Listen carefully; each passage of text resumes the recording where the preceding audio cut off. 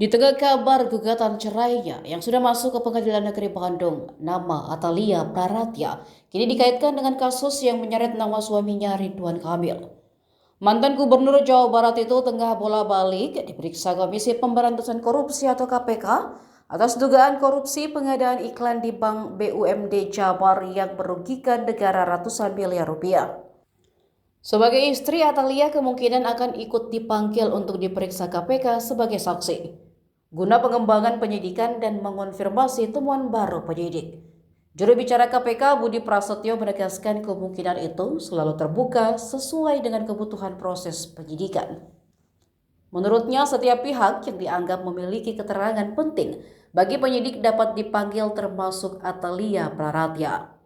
Menurut Budi, jika penyidik merasa perlu mengonfirmasi bukti atau keterangan saksi lain terkait aliran dana, maka surat pemanggilan resmi akan segera dilayangkan kepada yang bersangkutan.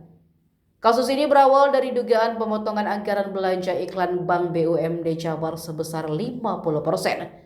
Dana hasil potongan tersebut diduga dikelola oleh bagian korporat sekretari sebagai dana non-budgeter. Ridwan Kamil telah diperiksa pada 2 Desember 2025 terkait harta yang tak tercantum di LHKPN-nya.